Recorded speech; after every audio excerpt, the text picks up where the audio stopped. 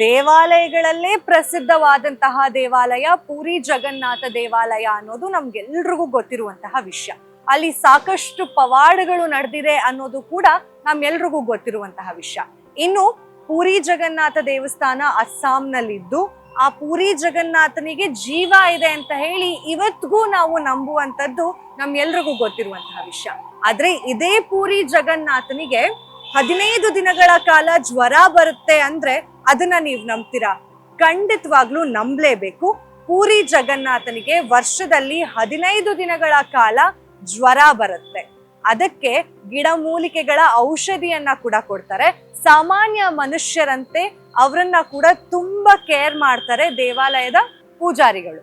And ಈ time ನಲ್ಲಿ ಅನಾವಾಸ ಅಂತ ಹೇಳಿ ಈ ಅವಧಿಯನ್ನ ಕರೀತಾರೆ.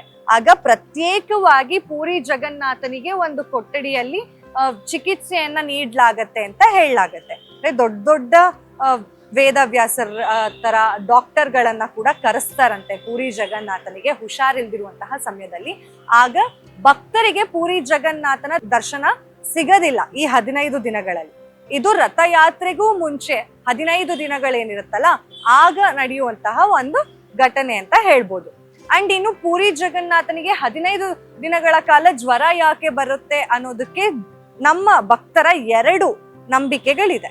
ಮೊದಲನೇದು ಏನಪ್ಪಾ ಅಂತ ಹೇಳಿದ್ರೆ ಮಾಧವದಾಸ್ ಅಂತ ಹೇಳಿ. ಮಾಧವದಾಸ್ ಬಂದ್ಬಿಟ್ಟು ತುಂಬಾ ದೊಡ್ಡ ಭಕ್ತ ಪೂರಿ ಜಗನ್ನಾಥನಿಗೆ. ಮಾಧವದಾಸ್ ಅವರ ಹೆಂಡತಿಗೆ ಹುಷಾರಿರ್ಲಿಲ್ಲ ಅಂತ ಹೇಳಿ ಅವ್ರ ಹೆಂಡತಿನ ನೋಡ್ಕೊಳ್ತಿರ್ತಾನೆ. ದುರದೃಷ್ಟವಶತ್ ಅವರ ಹೆಂಡತಿಯನ್ನ ಅವರು ಕಳ್ಕೊಂಡ್ಬಿಡ್ತಾರೆ. ಆಗ ಕಂಪ್ಲೀಟ್ ಆಗಿ ಪೂರಿ ಜಗನ್ನಾಥನ ಸ್ಮರಣೆಯಲ್ಲೇನೆ ಮುಳುಗೋಗಿರ್ತಾರೆ ಮಾಧವದಾಸ್. ಒಂದ್ ಸ್ವಲ್ಪ ದಿನ ನಂತರ ಆಗಾಗ ಪೂರಿ ಜಗನ್ನಾಥ ಮಾಧವದಾಸನನ್ನ ಬಂದು ಭೇಟಿ ಮಾಡ್ಕೊಂಡು ಕೂಡ ಹೋಗ್ತಿದ್ರಂತೆ, ಅವರನ್ನ ಮಾತಾಡ್ಸ್ಕೊಂಡು ಕೂಡ ಹೋಗ್ತಿದ್ರಂತೆ ಸಾಮಾನ್ಯ ಮನುಷ್ಯರಂತೆ.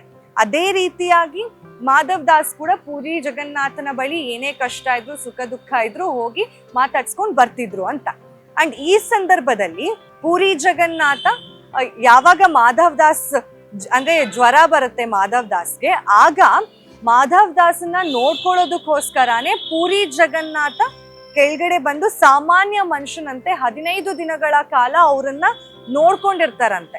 ಸೊ ನೋಡ್ಕೊಂಡಿದ್ದಂತಹ ಸಂದರ್ಭದಲ್ಲಿ ಒಂದು 15 ದಿನ ಆದ್ಮೇಲೆ ಮಾಧವದಾಸ್ಗೆ ಸ್ವಲ್ಪ ಎಚ್ಚರ ಆಗಕ್ ಶುರು ಆಗತ್ತೆ. ಎಚ್ಚರ ಆಗಿ ನೋಡಿದಾಗ ಪೂರಿ ಜಗನ್ನಾಥ ಅಂದ್ರೆ ಸಾಕ್ಷಾತ್ ಪೂರಿ ಜಗನ್ನಾಥನೇ ಬಂದು ನನ್ನನ್ನ ನೋಡ್ಕೊಂಡಲ್ಲ ಅನ್ನೋ ಒಂದು ಖುಷಿನಲ್ಲಿ ಕೇಳ್ತಾನೆ ಪೂರಿ ಜಗನ್ನಾಥನಿಗೂ ಕೂಡ, ಅಲ್ಲ ನನ್ನ ಕಾಯಿಲೆನ ನೀವು ವಾಸಿ ಮಾಡ್ಬಿಡ್ಬೋದಿತ್ತು, ನಿಮ್ಗೆ ಆ ಶಕ್ತಿ ಇದೆ, ಆದ್ರೆ ಯಾಕೆ ನೀವು ಆ ರೀತಿಯಾಗಿ ಮಾಡ್ಲಿಲ್ಲ ಅಂತ ಕೇಳ್ತಾರ.